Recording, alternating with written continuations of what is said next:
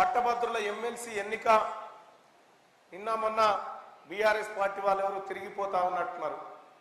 ప్రశ్నించే గొంతుక తీసుకొచ్చినాం అమెరికా నుంచి, ఆ గొంతుక కోటేయమని చెప్తా ఉన్నారు.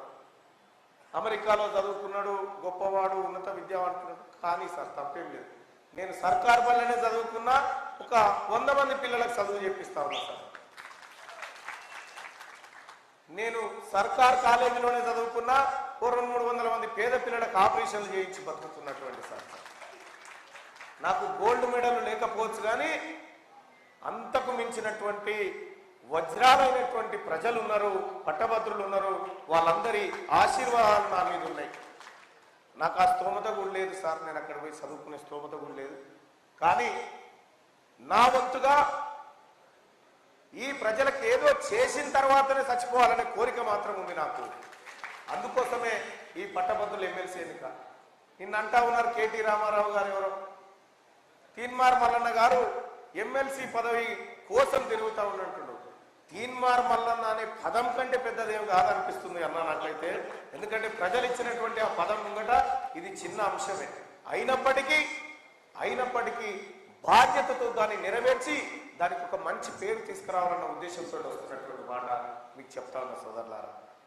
ఇక కేటీ రామారావు గారు అంటా ఉన్నారు, కేసులు ఉన్నోడు కావాలన్నా గోల్డ్ మెడల్ ఉన్నోడు కావాలన్నా అంటున్నాడు. మా సీనన్న కెరక రైట్, ఆ సబ్జెక్ట్ అన్నగారికి వదిలేస్తూ మీ అందరికీ నేను చేసుకునేటువంటి అప్పీల్, ఇప్పుడు పోటీ చేస్తున్నటువంటి అభ్యర్థులు ఎవరైతే ఉన్నారో, ఒకవైపు తీన్మార్ మల్లన్న, ఇంకోవైపు భారతీయ జనతా పార్టీ అభ్యర్థి, మరోవైపు బీఆర్ఎస్ పార్టీ అభ్యర్థి. ఇందులో ఏ ఒక్కరు ఈ ప్రజల కోసం అక్కరొస్తారో ఇక్కడ కాదు, ఇంటికి పోయిన తర్వాత నైట్ భోజనం చేసిన తర్వాత కాస్త పడుకునే ముందు ఈ గుండె మీద చెయ్యేసుకొని మీ అంతరాత్మతోని మాట్లాడండి.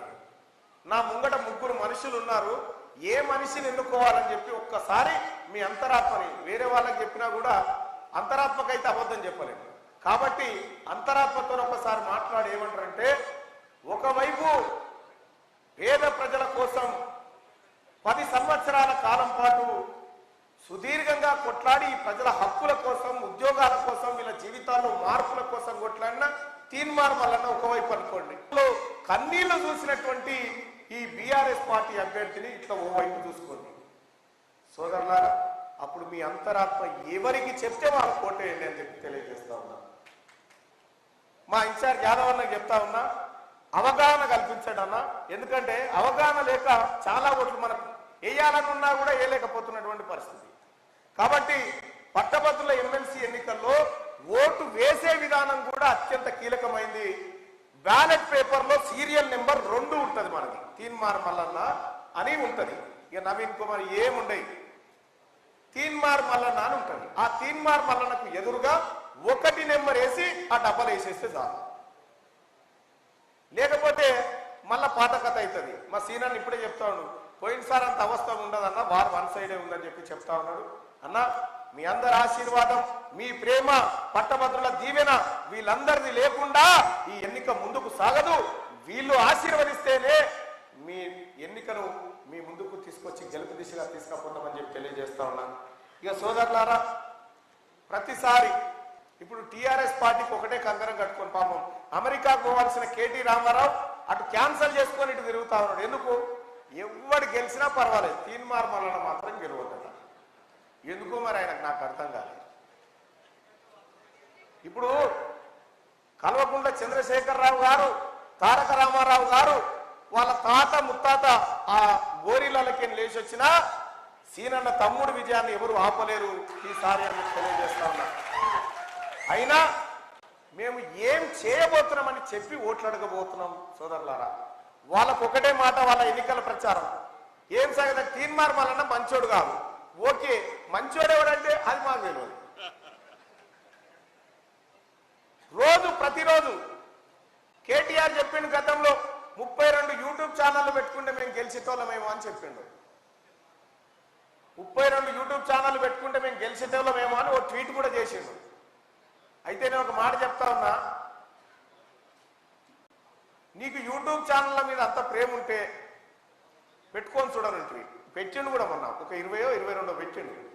22 యూట్యూబ్ ఛానళ్ళు పెట్టి ప్రతిరోజు ఒకటే మాట వాళ్ళది. ఏం చేయాలి ఆ యూట్యూబ్ ఛానల్ అంటే, మల్లన్న నీచుడు, మల్లన్న దుర్మార్గుడు, మల్లన్న మంచోడు కాదు, మల్లన్న ఇది ఎట్లా రా ఒకటి చెప్పురా అంటే అది మాకు తెలియరా, చెప్పిరా అయిపోయింది బస్. మొన్న తిట్టిండ కేటీ రామారావు వీళ్ళందరినీ 20 మందిని. మీకు ఏం చెప్తే ఏం చేస్తుర్రా? మల్లన్న మీద యాంటీ వీడియోలు తయారు చేయమంటే చేస్తలేరంటే చేస్తున్నాం కానీ జనం నమ్మతలేరు సార్ అని చెప్తా ఉన్నారంట. తీన్మార్ మల్లన్న రాజకీయాల్లోకి వచ్చి నా ఆస్తులను ప్రభుత్వానికి జప్తు చేస్తా అని చెప్పిన మొట్టమొదటి వ్యక్తిని నేను తీన్మార్ మల్లన్న. ఈ నెల 27 దాకా నేను టైం ఇచ్చిన, ఈ నెల 27 దాకా నేను ఛాలెంజ్ చేసిన. ఈ రాష్ట్రంలో ఈ దేశంలో తీన్మార్ మల్లన్న ఒకరిని బెదిరించి అక్రమంగా ఒక అనా పైసా తీసుకుండా చూపిస్తే ఎన్నికల బరి నుంచి తప్పుకుంటా అని చెప్పిన ఇప్పటి వరకు ఎవరు పత్తాలేడు. ఎంత నిబద్ధత ఉంటే ఈ మాట చెప్తాం సోదరులారా, ఒక మాట ఆలోచన చేయండి. తీన్మార్ మల్లన్న అడిగితే సోదరులారా, పోయినసారి 100 కోట్లు పెట్టిన పల్లా రాజేశ్వర రెడ్డి ఓదిక్కుంటే కేవలం 2.5-3 లక్షలతోని ఎన్నికలు కొట్లాడి మీ అందరి ప్రేమ పొందిన తీన్మార్ మల్లన్న 2వ స్థానంలో ఉన్నాడంటే ఈ ప్రజల దీవెనార్థి కాదా? అల్టిమేట్ గా కేటీ రామారావుకు నేను ఒక సూచన చేస్తాను. రెడ్డి గారు మల్లన్న ఒక్క కాంగ్రెస్ పార్టీకి ప్రతినిధిగా మాత్రమే ఉండడు, ఓటేసిన ప్రతి పట్టభద్రుడికి ప్రతినిధిగా ఉంటాడని చెప్పి మీ అందరికి తెలియజేస్తూ ఇక కాంగ్రెస్